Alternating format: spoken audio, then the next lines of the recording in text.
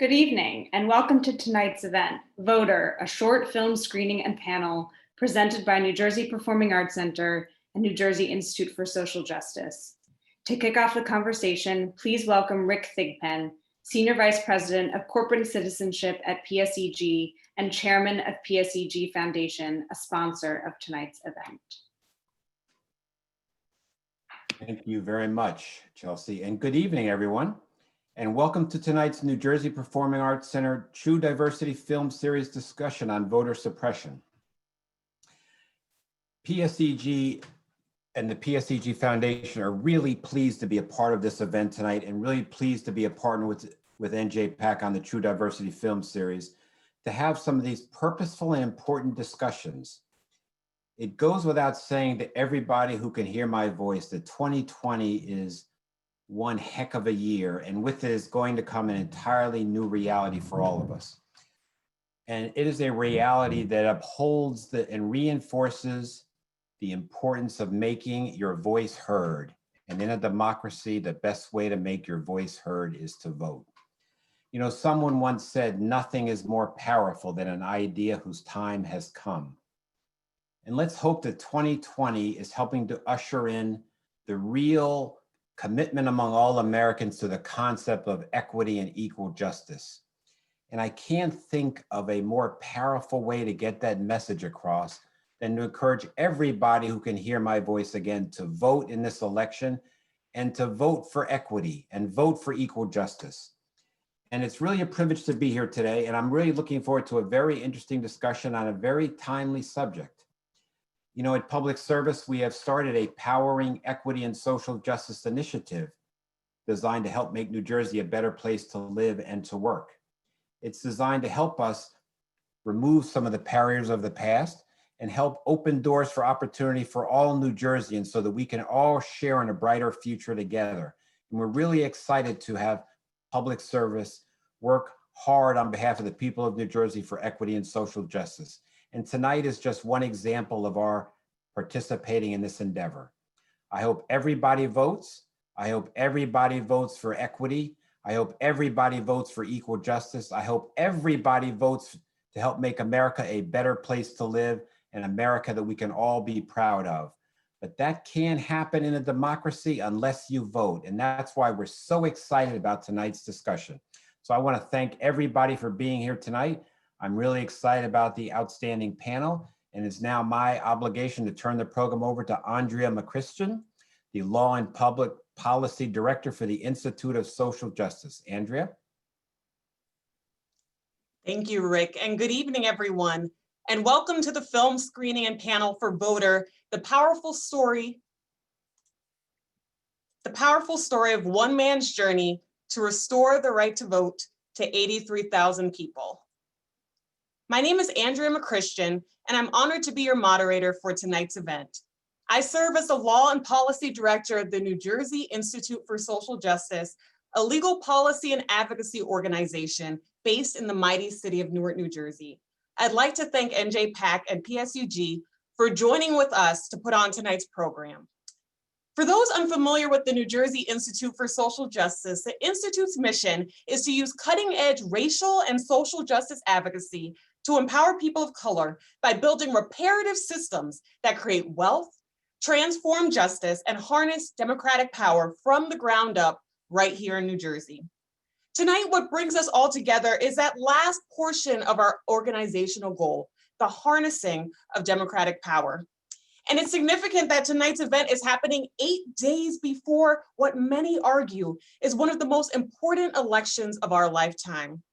The Institute has been proud that our democracy and justice advocacy, ably led by our Democracy and Justice Pillar Director, Henel Patel, and in partnership with the team and key partners and so many of you, has led to a number of policy wins for democracy, including automatic and online voter registration, the end of prison-based gerrymandering for state legislative redistricting, litigation that led to the creation of a statewide notice and cure process for ballot signature issues and defeated the Trump campaign's challenge to New Jersey's November election plan, and also led to New Jersey dedicating $9 million to ensure an accurate census count.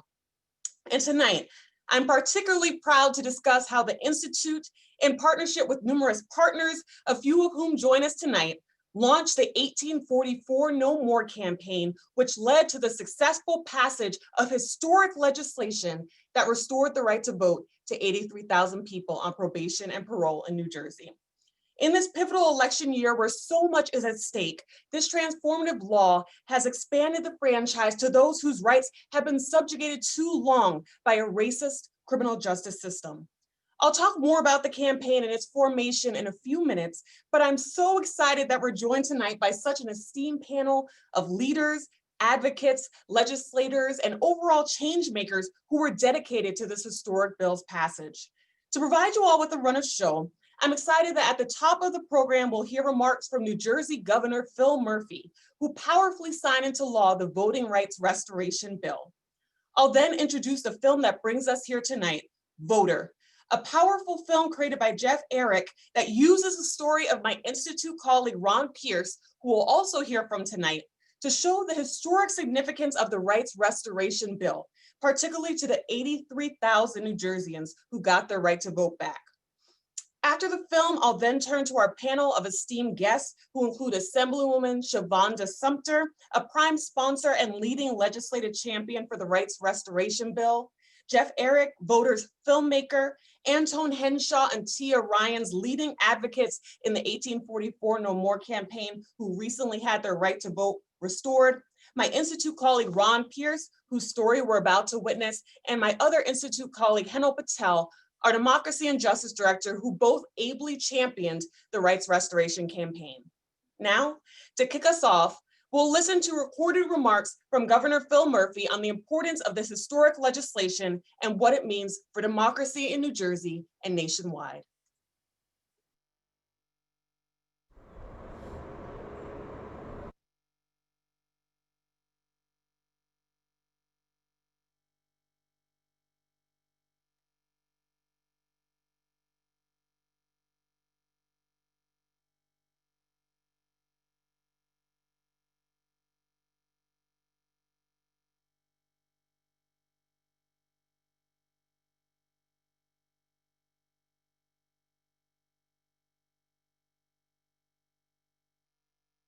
Governor Phil Murphy here, and believe me, I wish we were together in person.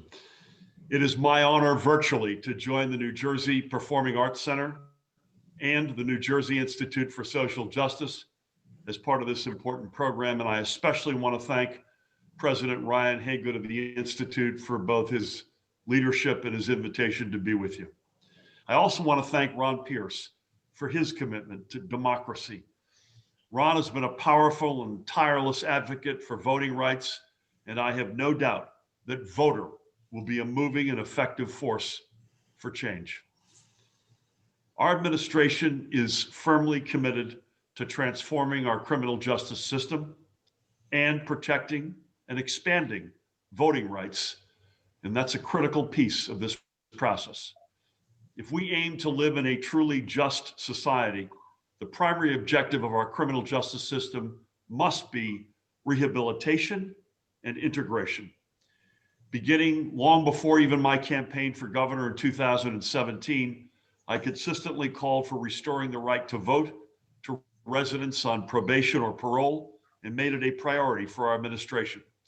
And that is why in December of last year, I was especially proud to sign a historic law restoring voting rights for roughly 80,000 New Jerseyans on parole or probation. Residents, by the way, just like Ron Pierce, who was with me that day. Residents who are living as full participants in their communities and yet have been needlessly prevented from having a voice in the future direction of those very same communities. It's a simple principle, really. Our democracy is stronger when more people are able to participate in it, period. Full stop. Over the past few years, our nation has had to take a hard look at itself.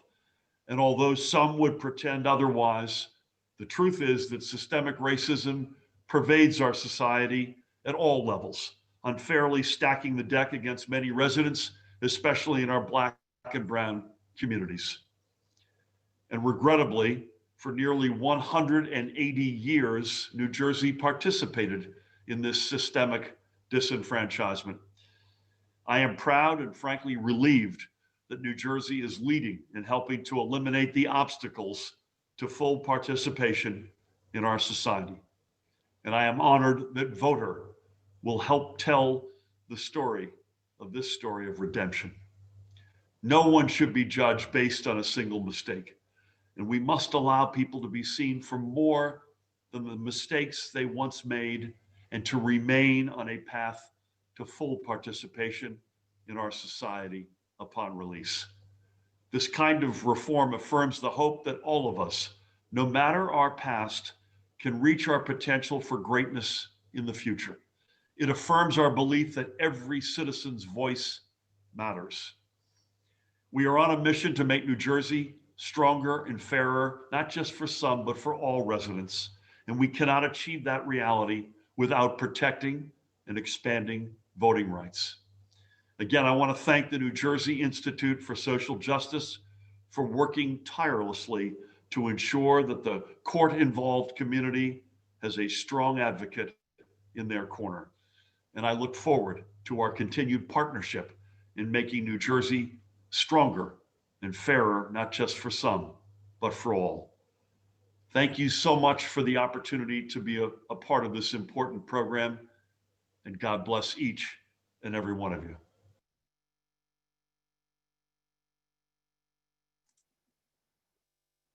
Thank you so much to Governor Murphy for this powerful statement and for his leadership on the rights restoration issue. I'd now like to share a few opening remarks to frame the amazing film Voter we're all about to see. As I mentioned earlier, the campaign that successfully advocated for the restoration of the right to vote to 83,000 New Jerseyans is called the 1844 No More campaign. 1844 was not only the year that New Jersey first prohibited people with criminal convictions from voting, but it was also the same year it constitutionalized its restriction of the right to vote to white men. But this wasn't by chance. From its very founding, New Jersey has had a history of separating its Black residents from full access to democracy. Indeed, New Jersey was the first northern state to restrict the vote to white men. It opposed the Emancipation Proclamation and was the last northern state to abolish slavery. And following the Civil War, New Jersey refused to ratify the Reconstruction Amendments. In fact, by the 1830s, New Jersey was home to more enslaved Africans than all of New England combined. Prior to the historic passage of the Rights Restoration Law, over 102,000 people in New Jersey were denied the right to vote, more people than the total population of Trenton. And as with many voter disenfranchisement issues, this denial was racialized.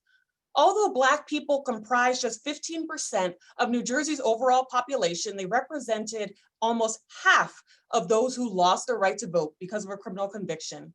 And because New Jersey has the highest Black to white incarceration rate in both its youth and adult populations, this denial of the right to vote was a racial justice issue that directly and disproportionately impacted New Jersey's Black communities.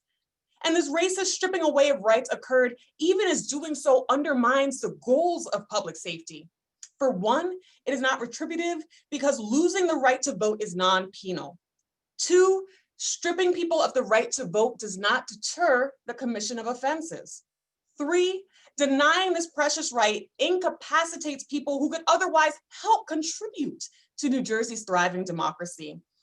And last, giving people with criminal convictions the right to vote only strengthens rather than diminishes rehabilitation. For all these reasons and more, the Institute in 2017 wrote the formative report, We Are 1844 No More, Let Us Vote, which made the case for why we must restore the right to vote to people with criminal convictions. And using this report as a foundation, we then joined with hundreds of partnering organizations, formerly incarcerated people, advocates, faith leaders, civics associations, and others to launch the 1844 No More campaign to show New Jersey and the nation that we are 1844 no more in continuing this racist practice. And in partnership with legislative champions like Assemblywoman Shavonda Sumter, who we'll hear from in a bit, Senator Ron Rice and Senator Sandra Cunningham, and so many others, we were able to pass legislation restoring the right to vote to 83,000 New Jersey residents on probation and parole this past December, which went into effect in March. And with this major victory, we are armed to continue our campaign to restore the right to vote to the 19,000 incarcerated people who still do not have access to this fundamental right, over half of whom are Black. As you'll hear from Ron, Antone, and Tia tonight, 3 of the 83,000 whose right to vote was restored this past March, the impact and value to the soul that comes with having their voice back in the democratic process cannot be overstated. Tonight's film Voter uses the story of my Institute colleague, Ron Pierce, to help tell the story of the 1844 No More campaign. With Voter, we're able to relive the trajectory of the campaign, seeing how Ron, Antone, Tia, and so many others pounded the pavement with community members, legislators, and others to pass this powerful law. I'm especially happy that this film has been made featuring my amazing colleague, Ron, who inherited a belief in the power of the vote from his father and voted often before having his right denied to him for over 30 years because of a criminal conviction.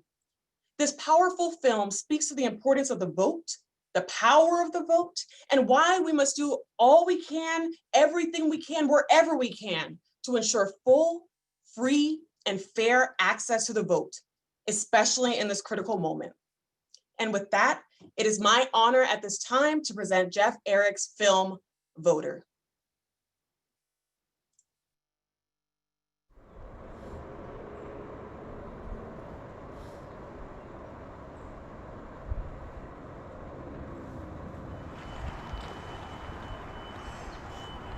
Good morning, I'm with Election Protection. If you're going in to vote, if you have any issues, be it a broken machine, be it any issues whatsoever, and you need assistance, we can help. Okay. All right? Have a good day. You too. Thank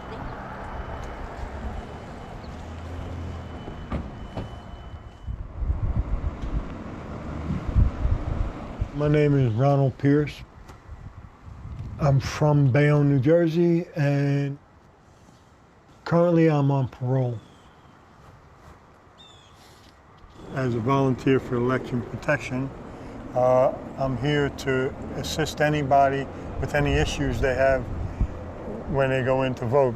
And because my right to vote is at the moment not allowed, it feels like I'm being a part of the process to make sure that the process still works in this country.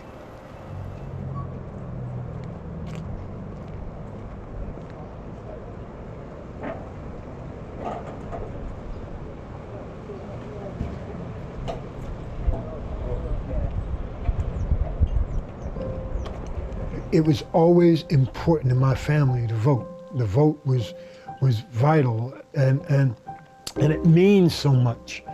You know, voting is the cornerstone of democracy. It's what makes you a citizen. It's not only a right of yours, it's also a responsibility to your community.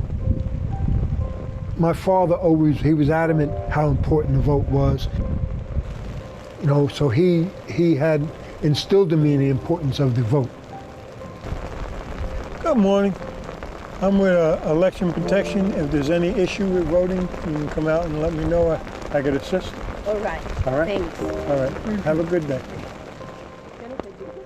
I haven't seen too many people come as a family. That was the big thing. Even when I was a kid, you know, go as a family, you vote, you walk home, and it was coffee and donuts, or milk and donuts when I was a kid. They believed that you had to be able to hold your government responsible, and the way you do that is if they're not doing what you like them to do, you vote for somebody else.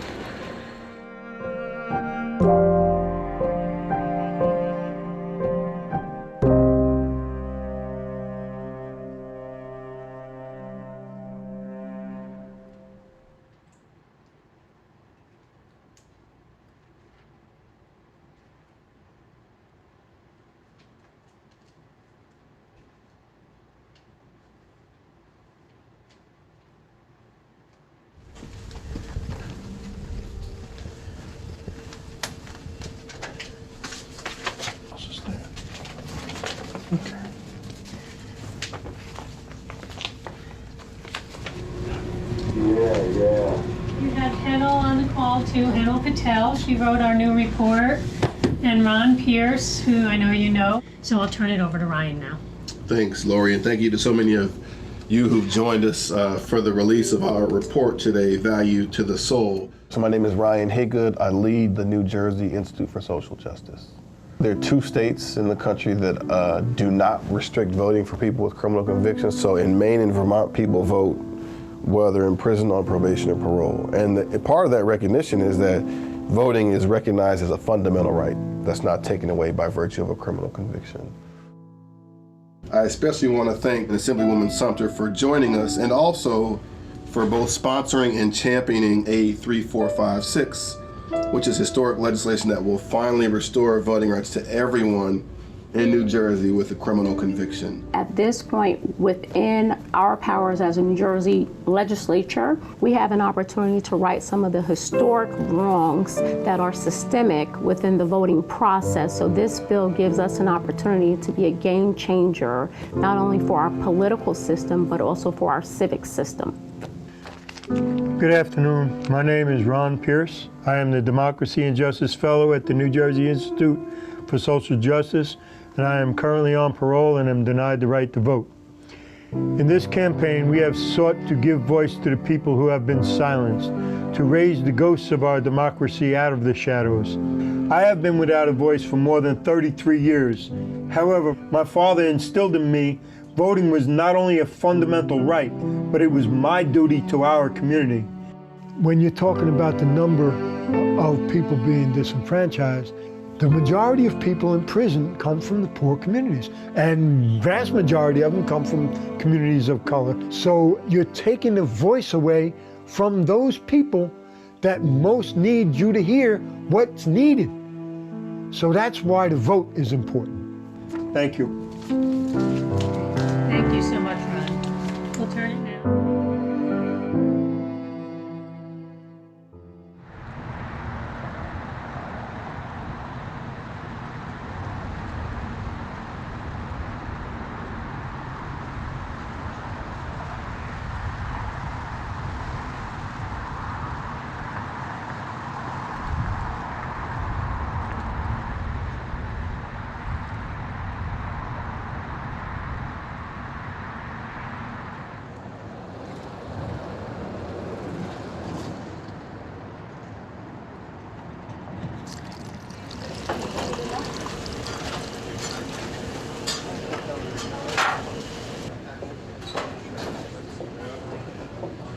Friday, we found out that they hastily drafted a bill for parole and probation only, and then that they submitted it and posted it for a hearing for today, which is less like a week since it's first been introduced, where we couldn't get for 2 years we've been trying to get a hearing on the other one. I have mixed feelings about it. One, it's going to give voting back to 83,000 people, and yet the reality is we're not where a progressive state really ought to be. If it was just about me, I would be thrilled to death. But my fight isn't about me. It's about those that I made promises to on the inside that I would not forget them, and then I would fight for them, as well as myself, as well as everyone that's formerly incarcerated.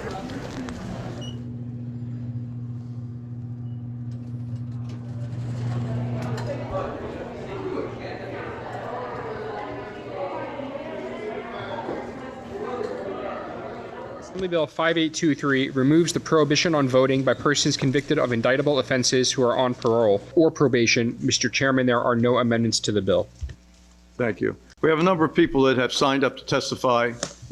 Because of the hour of the day, we may trim some of the testimony as we go, but we're going to start. When disfranchisement first arose in the 1820s, it was a tool to diminish not just the voice, but the value of free Black men and of women. In New Jersey, as some of you may be aware, women who owned property could vote for a period of time before that was eliminated in the 19th century. The United States criminal justice system disproportionately arrests, convicts, and incarcerates people of color.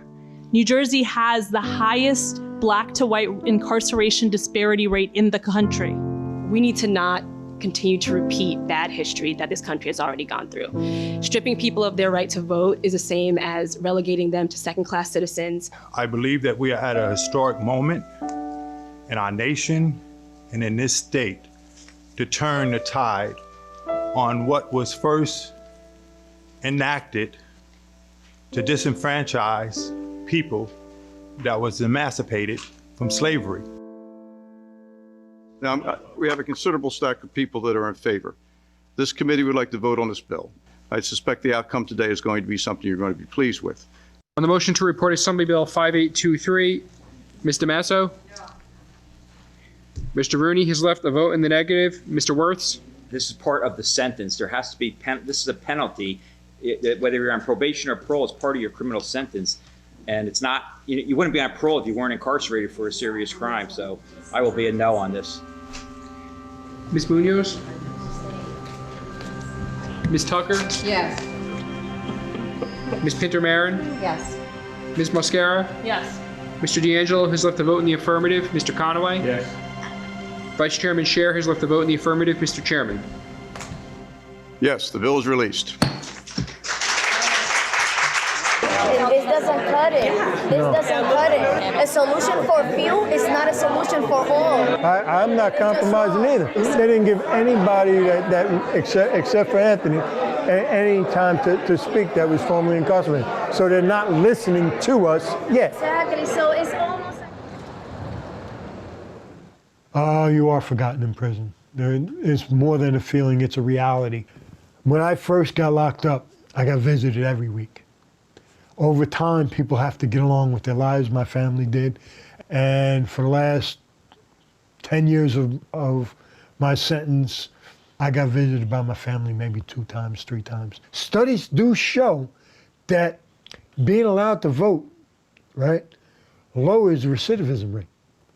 So how is it justified to remove voting from those incarcerated on parole and probation when what you're trying to do is rehabilitate so that they come out to be better members of society? You don't increase a democracy by silencing a population.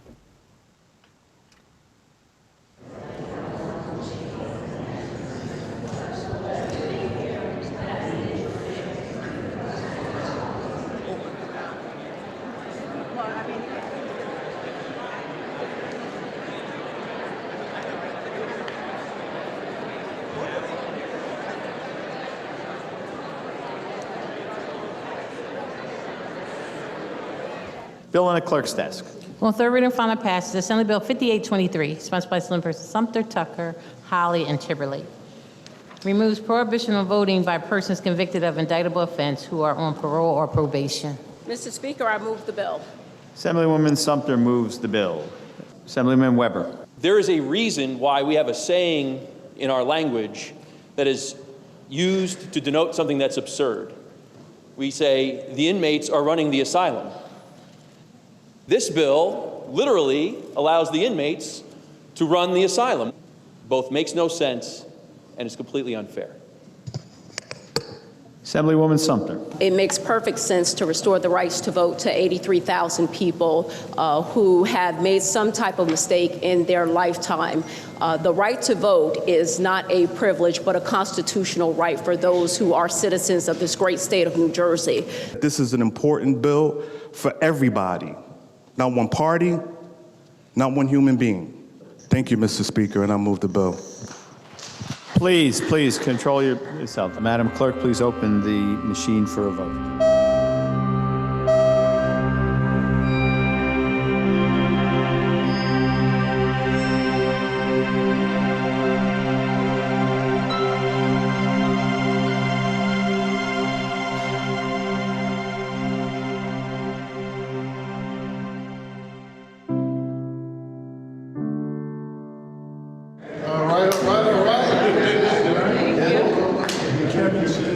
Still in there?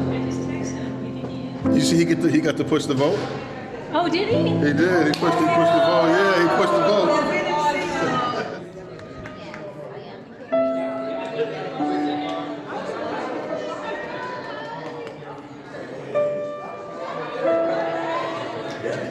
Don't move. coming.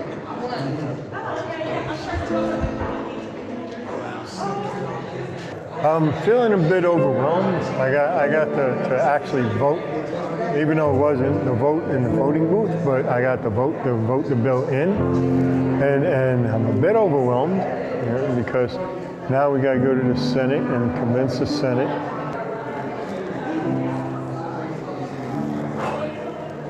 Think about my father. Sorry. How he would feel about me getting to this point, considering how important voting was that he taught us from little children. So to be able to vote on a bill to allow people to vote, it's got to bring pride in his heart. I just wish he was alive to see it. What do you think he'd say? It's about time you did something right. No, I don't know what he'd say. I really don't. He'd say, you just did what you were meant to do. So I don't know. That's about as far as I can go with that.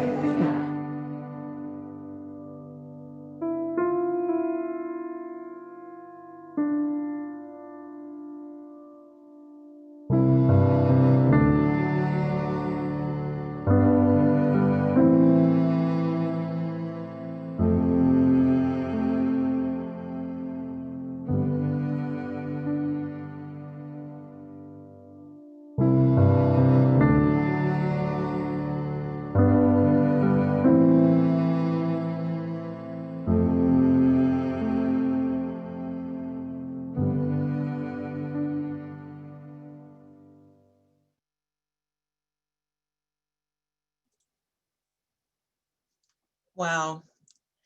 I've seen that film several times now, and each time I'm overwhelmed by its message of the significance and power of the vote and what it means to not only one's personhood, but one's soul.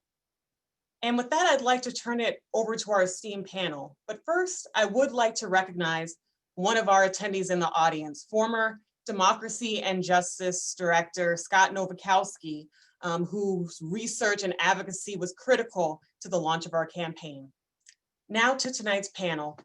My first question is for Ron Pierce, the Institute's Democracy and Justice Fellow, whose story in part we just witnessed. Ron, again, what a powerful film, and I'm so honored to work with you here at the Institute. How does it feel to have your journey portrayed in this powerful film?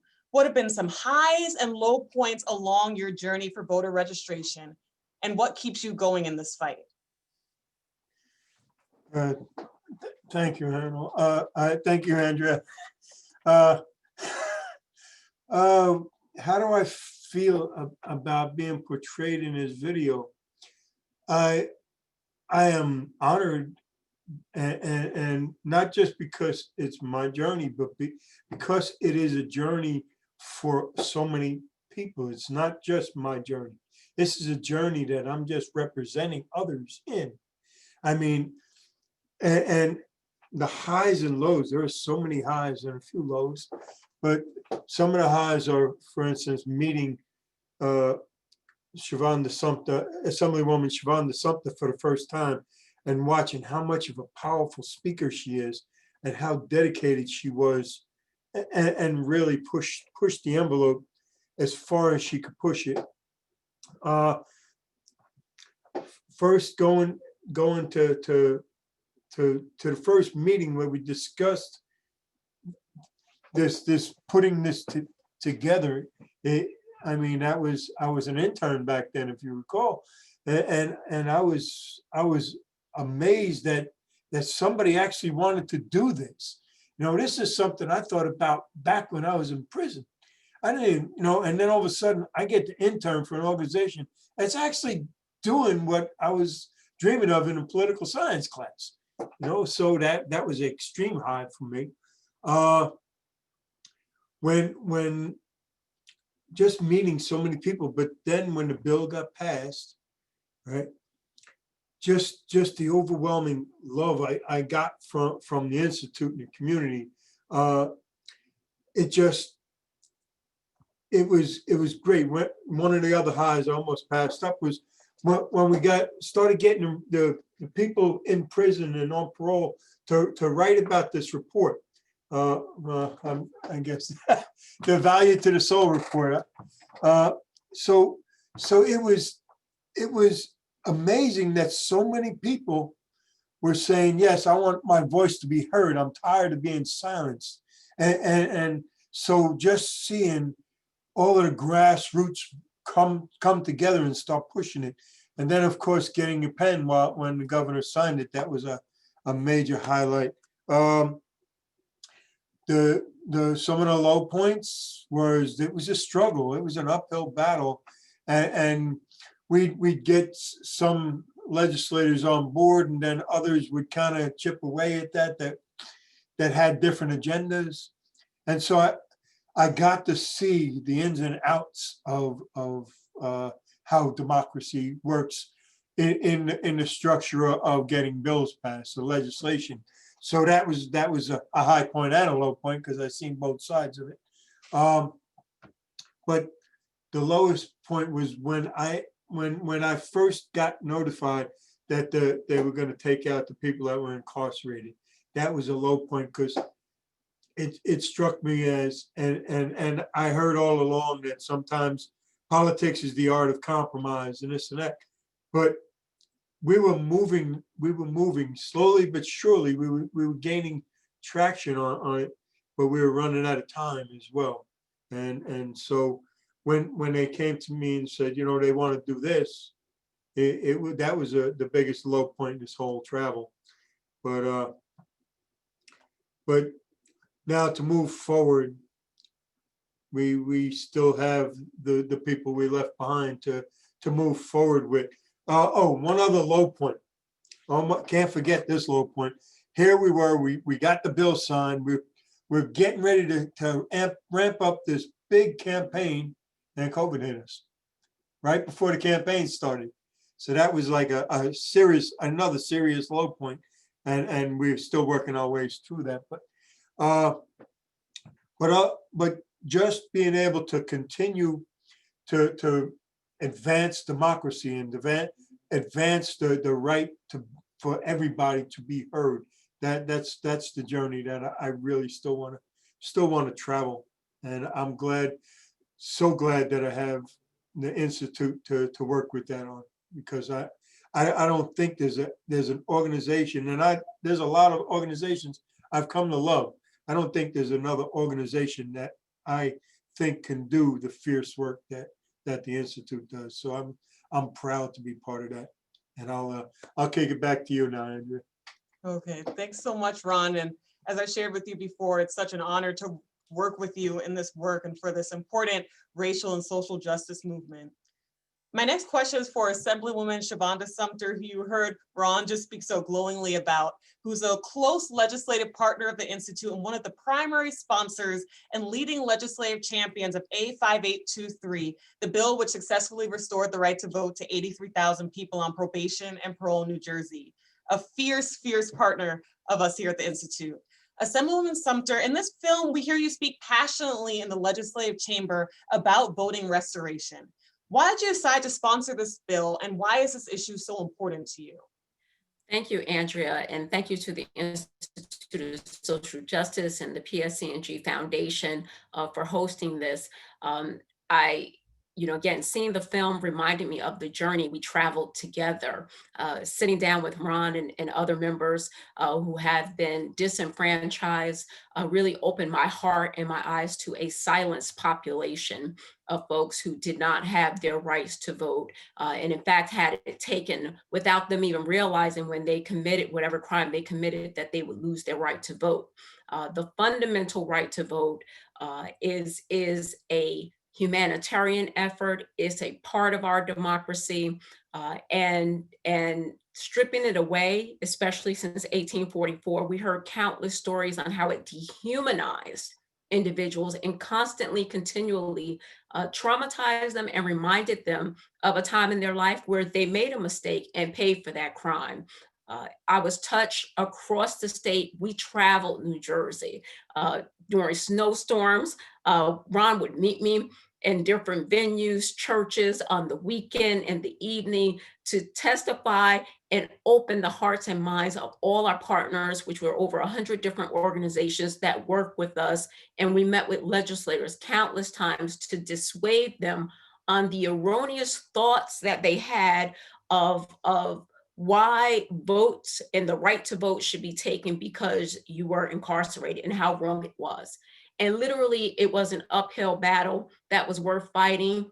And we took our private time, you know this, Andrea, to socialize the issue and make sure that we heard every argument and truly stating that recidivism would be impacted by giving people their full rights to vote. I can tell you when I campaigned, and I shared this with my colleagues, we had people working on our campaigns and they were quiet about the fact that they could not vote. When we would ask them if they had time to register to vote, it was a no. They would avert their eyes. And I'm someone who likes to look people in their eyes when they're talking, and I watch body language because I'm in behavioral health. And there would be this closing into themselves because they couldn't vote and they were embarrassed about a mistake that they made and couldn't vote, but yet they were paying taxes. They were participating in every way they could to help get out the vote for leaders who they trusted and respected, like myself and countless others, to represent them not only in the state house, but on the local level as well. And it was important for me to really stop the argument that these folks are marginalized, that they are less than, but yet their rights to be part of the voting population in New Jersey should be fully restored. And we finally elected a governor who said he was going to do it, willing to do it, campaigned on this very issue. I wanted to make sure that we got a bill to his desk, and I really was not going to be deterred in getting that job done. Thank you so much, Assemblywoman, and we're so honored to stand with you in this fight and have you in the legislature with your fierce advocacy and leadership. And my next question is for Voters filmmaker, Jeff Eric, who created the beautiful film we just saw. Jeff, the film is so moving. Tell us a bit about your experience of making it, what you learned, what inspired it, and what you hope people get from the video or the film. Jeff? Sure. Thank you for having me and sponsoring the screening of the film. Making this was a special experience, both because I got to be exposed to the issue and the advocates, but also working with Ron.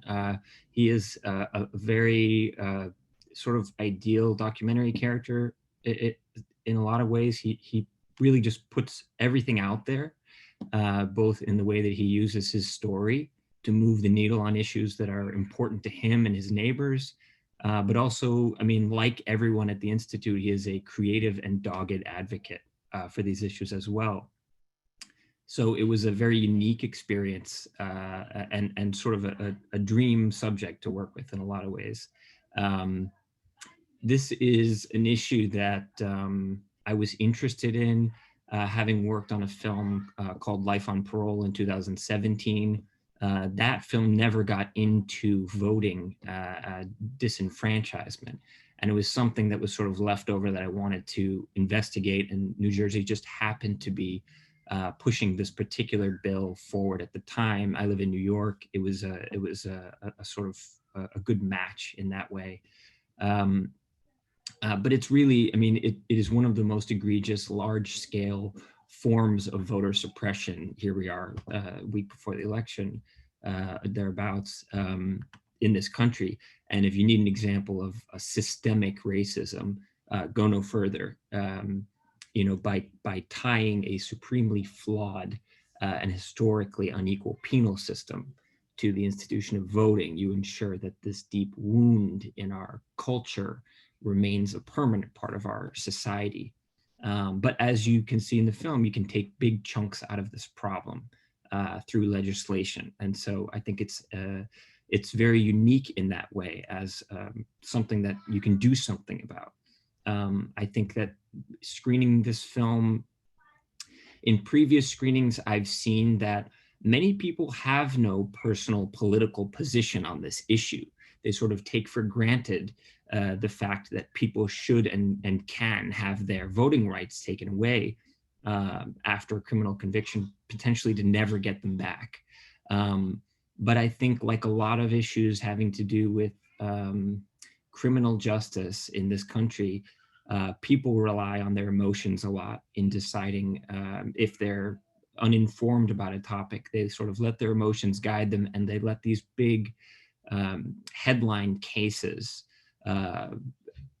sort of direct their attention and help them make their decisions. And you saw this, it came up in a town hall debate where they asked Senator Bernie Sanders if he would, he's from Vermont, which is one of the 2 states where people in prison can vote.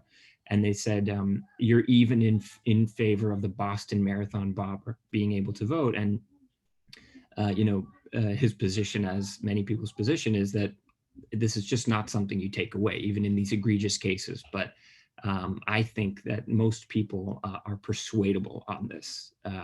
There are some hardliners, and I spoke to Senator Cardinelli in New Jersey. He didn't make it into the final cut of the film, but there are people who really will, die on that hill. But I think that most people are really, really at their core just waiting for a good argument to sort of come on this side of the fence on this issue. I hope people take the 15 minutes to see the film and reflect for themselves about what they believe. Is it worth the millions of silenced voices to punish a few individuals in this particularly specific and anti-democratic way? Jeff, thank you so much for those comments and for this beautiful, beautiful film.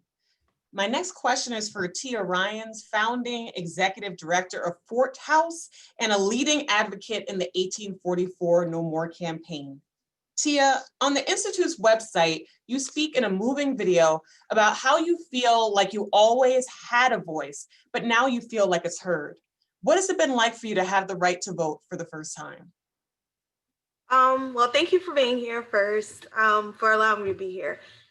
So to have the ability to vote for the first time, I was overcome with so many emotions. I kind of just shut down and said, I'm just not going to pick one, right? So I just kind of went into a little shell, like, is this real? You go through the feeling of goosebumps and disbelief. And, as Ron touched on, that roller coaster, the up and down, you go through the assembly, you go through the Senate. And it's such a big process that, it takes a lot of emotion. And I just kind of like shut down, like, I don't know, but I know I'm happy somewhere in there. And like I was in disbelief because it's such a huge issue, and it carries such weight that I didn't even think it could be done. Like, it was just, the Institute just kept on pushing and kept on pushing and kept on pushing. And it meant a lot to someone like me because it was like, this is never going to happen, right? You go through this phase of disbelief and you're like, no. But Assemblywoman Sumter, she literally nailed it on the head when she said that people would ask, like, hey, did you vote? And you get real embarrassed. Like, you would just say no, but there's no explanation behind it because you can't. And recently, touching on me not still having a voice, still being able to use my voice, although I wasn't able to speak recently when we were making sure that folks were registered to vote, and we hit the ground and we went to 6 different cities and throughout the state of New Jersey to make sure that we get people out there, get people registered. A lot of times I heard people say, when I would ask them, hey, did you register to vote? And they would say, oh no, I'm formerly incarcerated. And it felt so good. It felt so good to say, I am too. We can vote now. You didn't know? It felt really good to say that. So, it means a lot to me. But excuse me. Now, we've been hearing like over and over of the historical component when it comes to not being able to vote, right? We know the statistics, we know the history, we know that there's an uneven, unjust in the same Black and brown communities, and affects the same Black and brown people today as it did in history. And I also touched on my video about that history, about the Constitution, about being me questioning, am I 3/5 of a human because I can't vote? And then I sit there and weigh, well, there's a census, right? There's prison gerrymandering and there's things like that. So I can be counted as a whole person when it comes to distributing funding. I can be counted as a whole person when it comes to deciding who gets what resources and how much of those resources. I can be considered this whole human, this whole citizen. But when it comes to being able to vote, I would think like, when did I become not human anymore? So I would always refer back to that. And then I hear people speak about often about well, not everyone, but a huge chunk of people that are opposed to me and 83,000 other people having the right to vote, saying, well, we were sentenced, right? But that's a collateral consequence of a sentence. It's not a direct sentence. My direct sentence was to serve time in a specific institution. It was not, you don't have the right to vote. That is not my sentence. That is a collateral consequence of a sentence. So I just want to be clear with that. But I want to leave, I don't want to take up too much time, but I want to leave just by saying that, having the right to vote does not make me a citizen. I have the right to vote because I am a citizen. Thank you. Tia, thanks so much for those words. It's been such a pleasure meeting you, getting to know you, and standing with you in this fight. For those of you who are wondering, Tia was referencing her video that's on the Institute's I Got My Voice Back website, available off of the Institute's main website, which shows the story and the impact of formerly incarcerated people who finally have their vote and their voice back in the democratic process. Thank you so much again, Tia. I'd now like to turn to Antone Henshaw, a graduate student at Rutgers Camden and another leading advocate in the 1844 No More campaign, and who has the opportunity during this election, like Tia, to vote for the first time. Antone, like Ron and Tia, you had your vote restored last December, and you've been a strong advocate for this cause, and I'm so excited that I've got to stand and meet you and work with you as well. Tell us about your journey from losing the vote to getting it back, and what it will be like to vote for the first time this year. Antone? For me, every time we talk about this, I just start smiling, and I'm not a smiley person, but I remember coming home in 2018, and I was on Rutgers campus in Camden, and they had these group of kids that were standing there in these yellow t-shirts, and on their shirts was the question was, did you vote because I can't? And myself and Ibrahim Sudamani were walking past them coming from the student center, and they asked us, did we vote? And we lied. And we said we voted because we didn't know what to tell these 9 and 10-year-old kids as to why we couldn't vote. And I remember us sitting down, eating lunch, and he looked at me and I looked at him. I said, I feel like a piece of crap that I had to lie about not being able to vote. And when we started this campaign and stuff like this, because Ron was talking about this stuff while we were inside and he was pushing it. And for me, he was dog determined to get this done. So I knew it was going to happen. I didn't know how it was going to happen, but I supported him. I love him. And then that's how I got to meet all of you beautiful people. And then I was watching you guys for the first time. We don't get to see this inside, that people that's fighting for us, pushing for us, encouraging us to do these things. So for me, I'd never voted before. I was locked up as a kid. So once we started doing the work and it got signed and it got passed, and I was fortunate to be on the Senate floor to push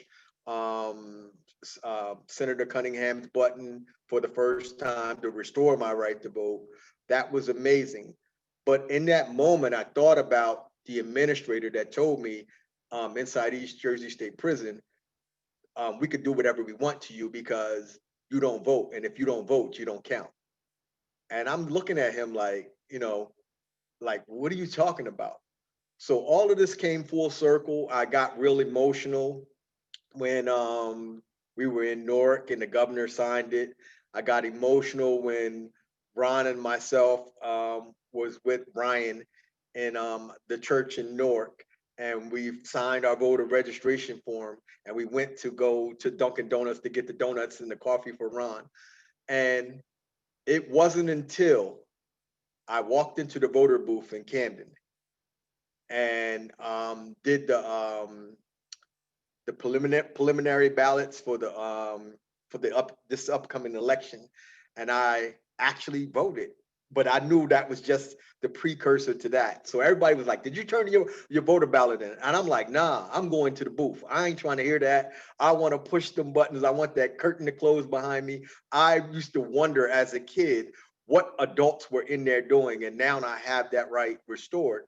And I'm looking forward to just being able to have that breath to say we did it, and we still got work to do. You know, our goal is to be that third state in the union that restores the right to vote to everybody in our democracy and everybody in our state. And it doesn't matter whether you're incarcerated or incarcerated. It's a fight, and it's a fight worth having, because that means we're all inclusive. We're all human beings. And if you listen to what that gentleman said that opposed it and why he said no, he didn't say no to human beings. He said no to inmates. And that is very distinct to point out. That was labeling. That was othering, right? And when we get to the point where we see each other, even in the most darkest times, the most darkest decisions and behavior, as still being human beings, and that are worthy of mercy, and that is worthy of being included in this process, I think things will change and it'll be a lot more.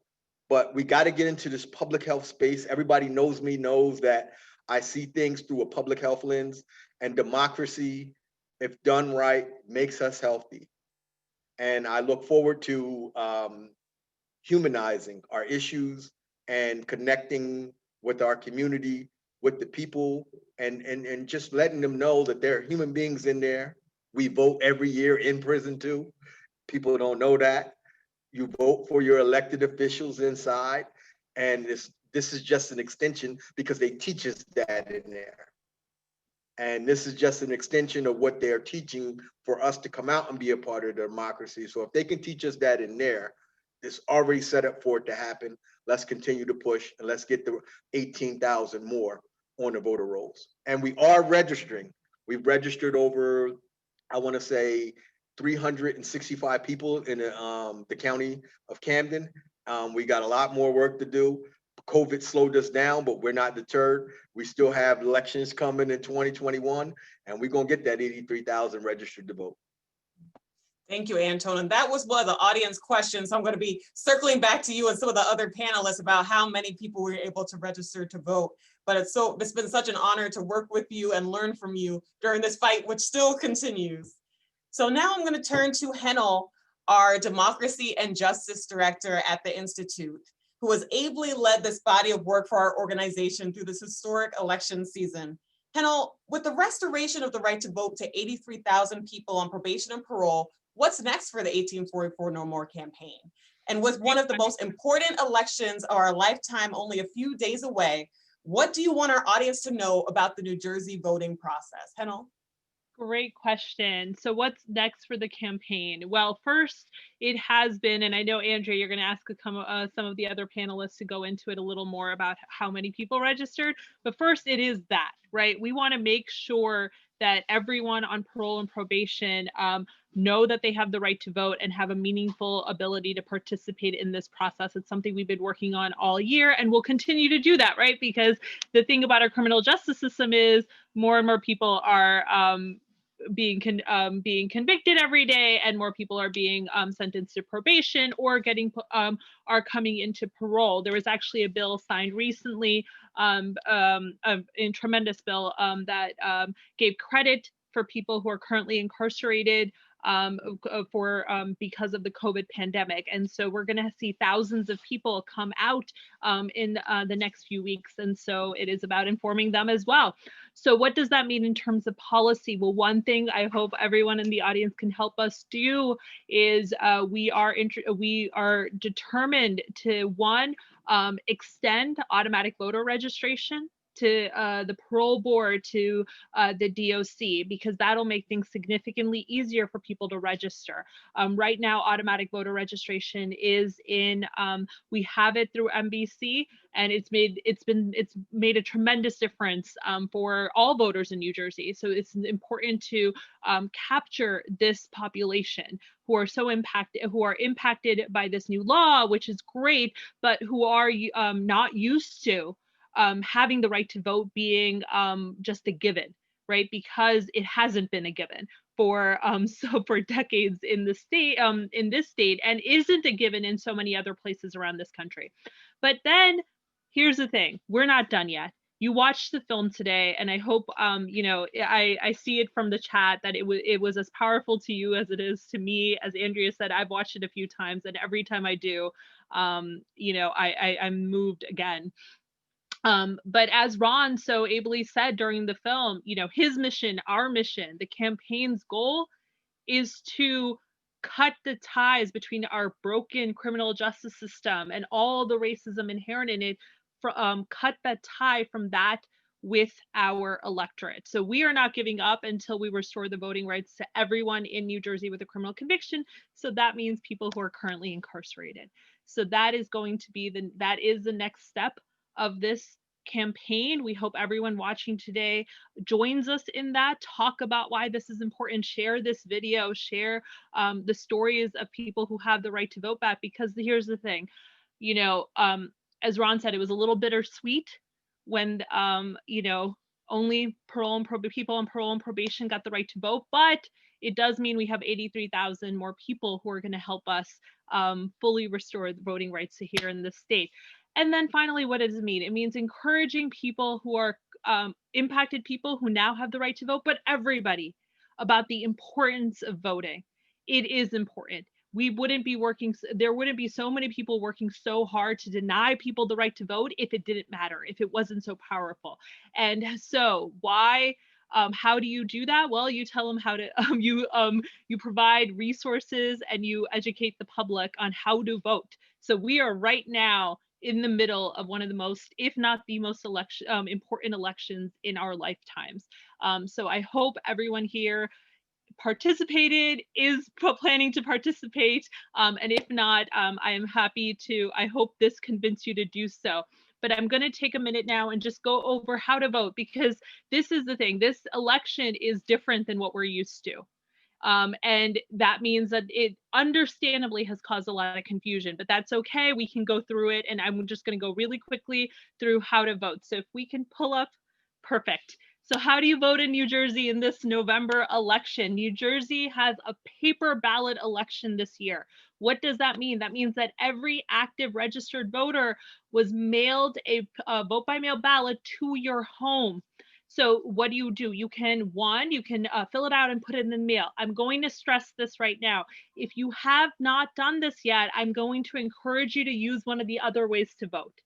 We have been seeing a lot of mail delays this year, so there are other ways to vote this time. I'm going to go through 4 more. Take advantage of one of those. If you don't have access and you do need to use a mailbox, that's fine. Go ahead and do that, but make sure go to a post office. Make sure it's postmarked so that it counts. We want to make sure your ballot counts. Here's another way to vote, though, a really popular way that a lot of people have used this year. It is you can use a secure drop box. That's the second way to vote in New Jersey. There are secure drop boxes all over the state. There are literally hundreds of them now. You find one and you put your ballot into it. They are accessible 24/7 and have video surveillance. So you just have to find it and put your ballot in. You have to use a drop box in your county. It can be any drop box in your county, but you have to use one in your county. So make sure you do that. And it's a county you live in, not the county you work in if it's a different one. So please use a drop box in your county and you can vote. The third option is you can go in person to your county board of elections and you can just drop it off there. The county board of elections are the ones who count our ballots.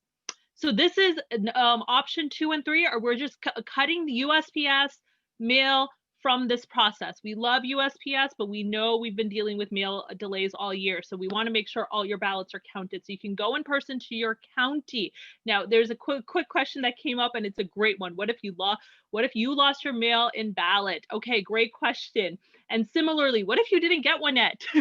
I know a lot of people have been asking that too. Like, I didn't get my ballot yet. What do I do? Okay, so one, you just have to call your county and get a replacement ballot. Again, right now, I stress that you should go in person to get one. They will mail you one, but it's a challenge. And it was a deadline to apply by mail was actually yesterday. So if you go in person, you can get a ballot right there and vote.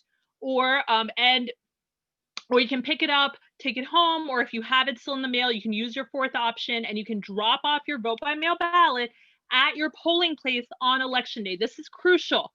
Every single municipality in New Jersey is going to have at least one polling place open. Find your polling place. It might be the one you've been used to voting in all your life, or it's not. Double check the address before you go, but you can go there and drop off your ballot there. Or 5th, and this is also an option, if you did not get your vote by mail ballot yet and you can't go in person or to the county, what can you do? You can vote in person at a polling place on election day. This is the option Tone was talking about. You can go in person and do that. However, I want to stress one more thing. It will be by paper provisional ballot.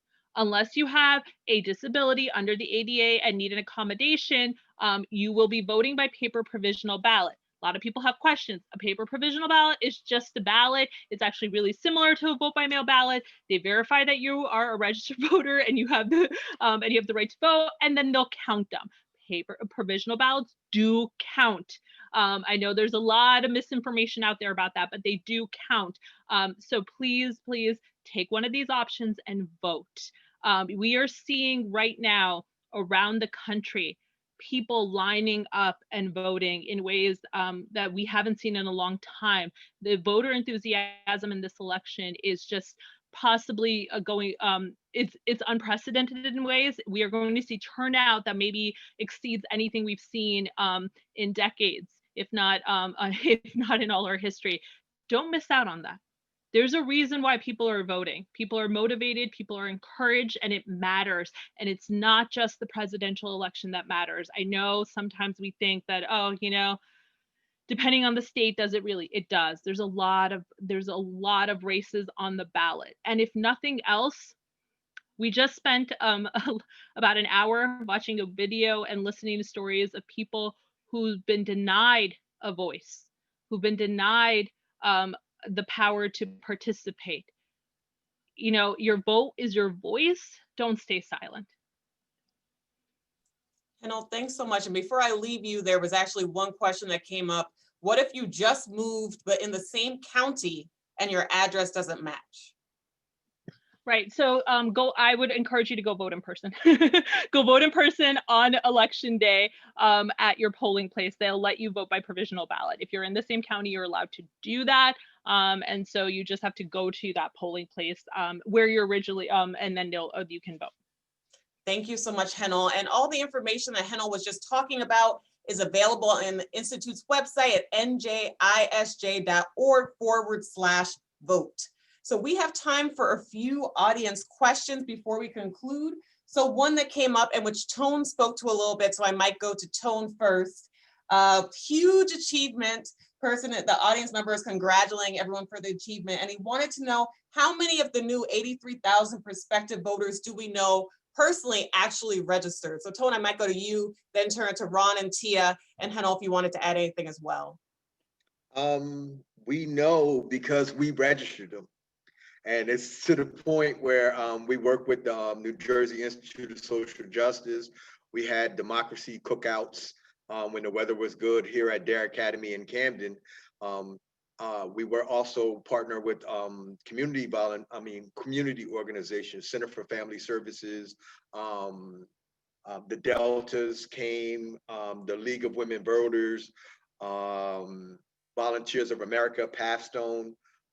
many different organizations in the Camden County area came out and helped us register. We also worked with All Enough or None when they did a pop-up voter registration campaign, and Ron and Cass Severe and a few other brothers that I had just met for the first time came down to Camden, and we went to like 4 or 5 different locations to register people and to really like educate, because that is the biggest thing. The biggest thing right now is educating them that they have the right to vote, because most people don't know that this law has been signed and passed and that they can. So we know because we've done it, and we have the information. If anybody's interested, we could show what we've done. We've done it at the Conservancy in Newark. We're all over the state. We just go. We in Trenton, wherever, New Brunswick, wherever we go, this is what we do. This was our passion, and this is how we've accomplished the voting. I'm registering so many people to vote. Thank you, Antone. And Ron or Tia, did you have anything to add? Well, hold on, let me, okay, now, one thing I would add is we started out with the race council to start pushing the envelope. Race council is formerly incarcerated, is part of the Institute's initiative to get people that are formerly incarcerated to work on civic engagement. And so we had a meeting and we discussed this, and we asked each party to start trying to develop ways to reach out to people and register, especially those formerly incarcerated, people on parole, probation, and people that were not understanding that when they completed their sentence, they could have registered, but now we wanted to make sure everybody understood that the laws had changed. You have the right to vote in New Jersey if you're not currently incarcerated for a felony, an indictable offense. It's not called a felony conviction in New Jersey, which is something else I learned in this travels.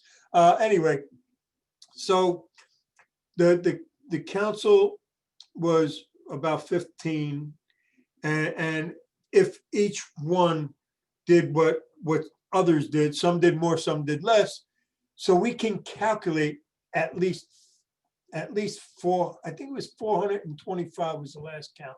I could be mistaken on the number exactly, but 425, because it wasn't just the council, but the council belonged to different organizations. Like Tia also is part of All of Us or None, and she talked about the 6 cities we went. We were in Atlantic City with Black Men United. We went to Long Branch. So we went to all these cities to register people to vote. And in Long Branch, it was the NAACP and Masons were helping, were working with us. So we registered thousands of people, at least a couple of thousand. And the county jails, can't forget the county jails. The county jails, we did a campaign on, we did a video to tell people that they had a right to vote.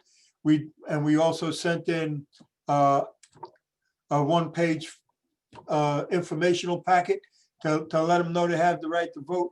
And certain counties did a lot better than others, but we registered at least 5, one time I had the number, I don't have the number here, but we registered over 400 people in the county jails that had the right to vote. So while maybe we don't have the numbers exactly of the 83,000, those that you enfranchised got civically engaged enough to spread out across the state and help others to get enfranchised, even if they already had the right to vote. They didn't, if they hadn't registered, they hadn't practiced it. So it created the thing I like to say most is it gave a spark of hope, and a spark of hope ignites the fire of transformation. And that's what we did. Thank you, Ron. Tia, did you want to add anything?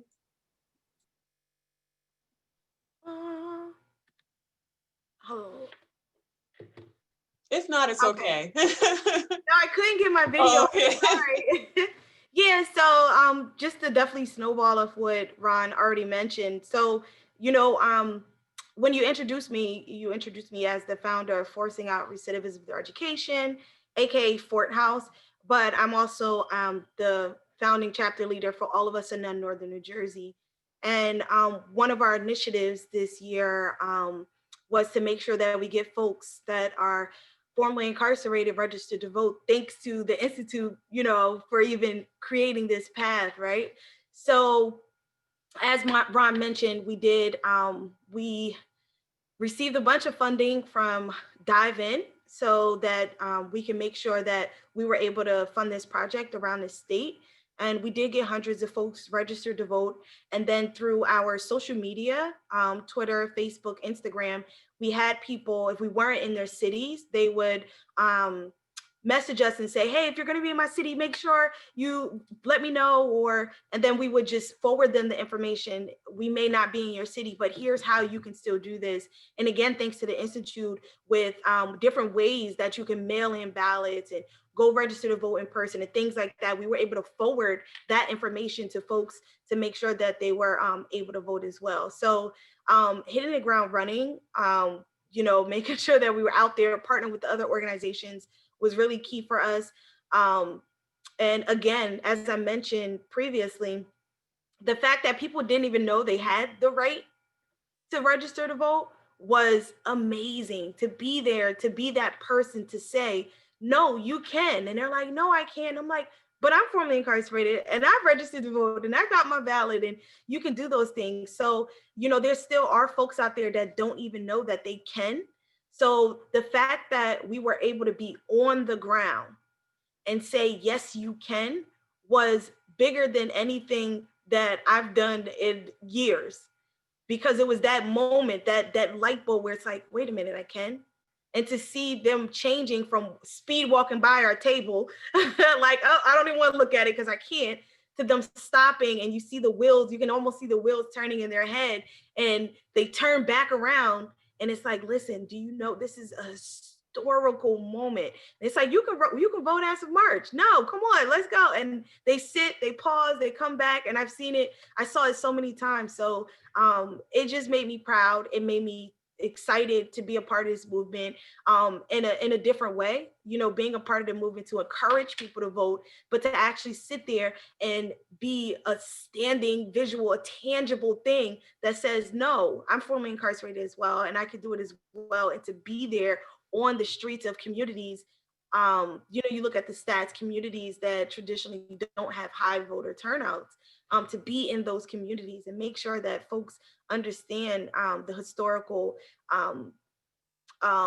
path of even being allowed to vote, and then making sure that they do it and walking them through it. And this is how you would do it. And it was beautiful. I can't wait to do it again. And another thing is, while we were out there, we found a song. It was a rap song that explained that voting for the presidential election wasn't the only election that folks need to vote for. The song explained how the three branches of government and how voting for Congress was just as important, because they create the laws, and, you know, presidents and mayors and things like that, they just have to kind of, you know, write them off and review them and things like that. So the fact that we were even able to educate them on those three branches of government that we kind of forgot in middle school, and what they do and how we can use them in presidential elections are not just the only elections, like school board elections and things like that. Just voting, period, was in pushing that habit was it was a big thing for us. Not just presidential, just creating a habit that would stick with them for small local elections, state elections, and of course, presidential elections. Exactly. Thanks so much, Tia. If I may, Andrea? Yes. Assemblywoman Sumter, I was actually going to come to you next, because the next question as well is about what the state is doing to give people notice that their right to vote is restored. So I'd love you to answer that question in addition to the one you're answering. Okay, great. Thank you for that. And Tia, thank you for, of course, that enthusiasm.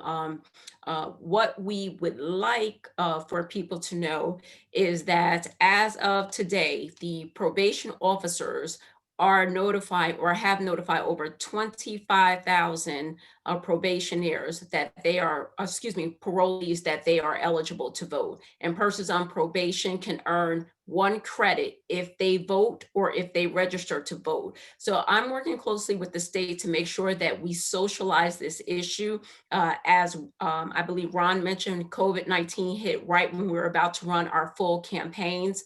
So it's critical that we have the one-on-one conversations and use organizations, faith-based institutions, social groups. We're working with the Greeks as well as the Eastern Stars and all of the entities that are trusted within our communities, because this is not something people freely talk about. So literally it's important that we are the trusted sources to let people know that they can in fact register to vote, and they can vote in this election if they have registered. So as was mentioned, it's important to clarify all the myths, because we've been told for so long all the reasons why you could not vote. So we need legitimate voices. And then Andrea, I'm sorry, because I was thinking about making sure I got that point across. What was the question you wanted me to answer? You answered it exactly. I was going to ask the next audience question was about notice. Yes. And you answered it perfectly. Perfect. And I will say also on the New Jersey Division of Elections website, they actually have a link to direct folks in how to vote. And we had to fight for that as well. The Institute was very helpful because again, when COVID-19 hit, the information just was not uploaded in a timely manner for us to get the message out. And you also can register to vote online. I think that was said at the beginning of this panel, which is important because now we have over 400,000 new registrants in the state of New Jersey who voted online. So it's a very exciting time, as I think Hanel had mentioned as well. So let's participate and use this time and this moment and seize the day, and let's get folks voting. Exactly. Thank you so much, Assemblywoman. And Henel, I don't know if you want to speak to any additional public education materials available on the Institute's website. Absolutely. My video is not turning on, but I could, I hope you could. Okay, there we go. Yes, and there's a couple of questions I wanted to answer in the chat box to clarify a couple of things people asked. So one, what's the difference between an indictable offense and a felony? Nothing in New Jersey. We don't, but under our laws, we use indictable offense in place of a felony offense, but that colloquially, we, people refer to it as a felony, but it's an indictable offense under our law. It's important because if someone you know or you have been convicted of a non-indictable offense, so a juvenile offense, if you will, or a disorderly offense, which colloquially we call a misdemeanor, you have never lost your right to vote in New Jersey. You have the right to vote. Most people don't know that. So it's important for us to make sure we're clear when we're talking about this this information, because a lot of people don't realize they have the right to vote because of so much confusion, because of how confusing the system is. And then someone mentioned, how can you vote if you what are the other ways to vote if you don't want to vote by mail? Well, it's the ones we mentioned that I mentioned. One, you can go vote in person. You absolutely can. You have the right to do so. Go to your polling place. It is by paper ballot, but you can do that. No, you cannot vote online. We finally have online voter registration here in New Jersey, which is huge. It's tremendous how effective it's been. But you cannot vote online. That is not an option here. So go vote in person if you don't want to vote by mail. And then a related question about the offenses, indictable offenses, and registering to vote. Someone asked, do you have to re-register? Great question. If you had lost your right to vote while you were on parole, because you were sentenced to a crime in the past or didn't have the right to vote, yes, you have to re-register. They took you off the rolls.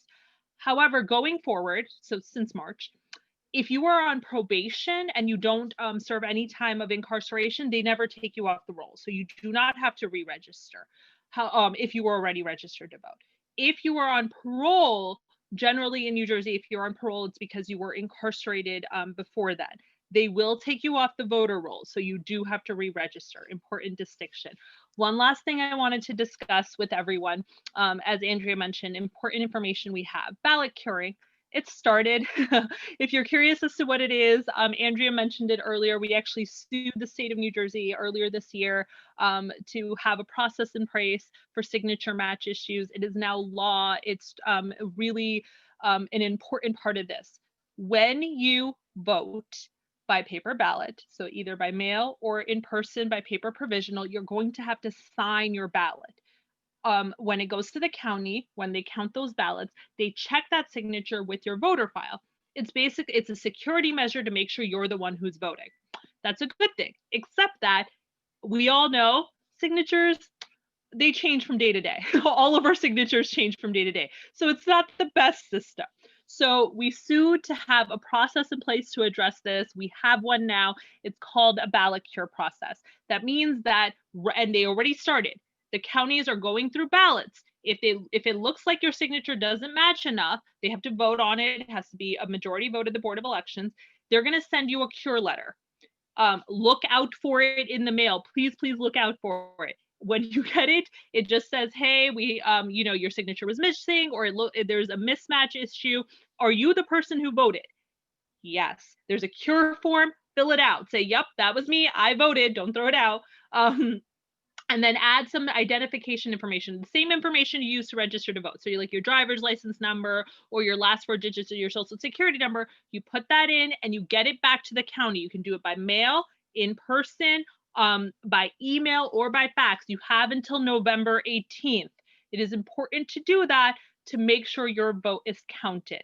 We have a lot of this information on our website that was linked earlier. You can go on njisha.org/vote. You can go on our broader website. You can see this. We have a ton of information for voter education, voter information to answer questions, information on this.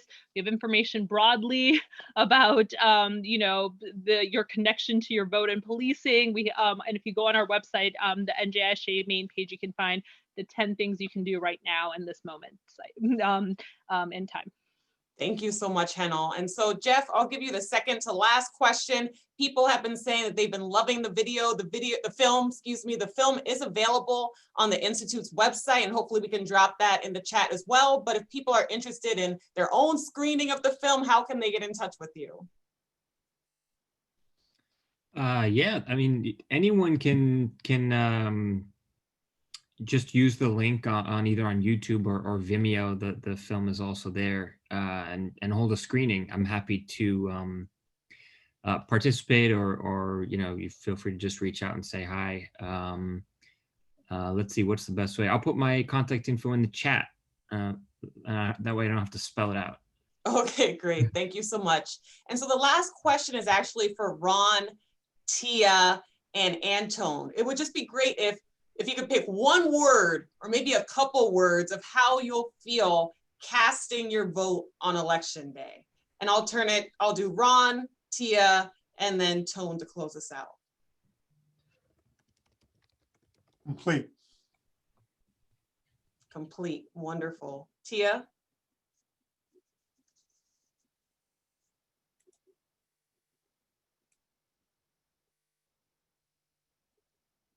Tia? Okay, we'll kick it. Tone, Antone? Yes. If you had to use one question? word, or maybe a series of a few words about how you're gonna feel come election day, casting that vote, what would you pick? I'm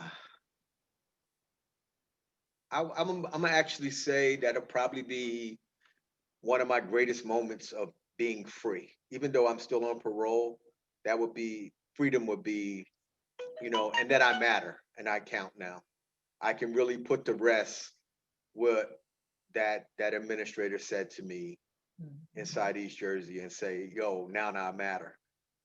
And actually say, you were right, because he was right. And then now to right that wrong. Wonderful. And I want to thank you so much to our esteemed panel. for your wonderful words and remarks. For more information, again, about the Institute's, oh, Tia, I guess we got Tia now. Tia, did you want to leave us with one word or a couple of words about how you'll feel election day? I'm excited to go to the ballot, to go to the actual physical location. Like Tony, I did not want to mail it in. Initially, I literally put it in an envelope and went to go mail it in. And then I said, no, I need to actually physically go because I was incarcerated as a teenager. So I never actually vote ever in my entire life. So this is historical, not just for me, but for so many people. And I'm excited to go in person. Wonderful. Thank you, Tia. And those are powerful closing words. So if anyone has any more information about basic Q&A for the election season, please visit njisj.org/vote.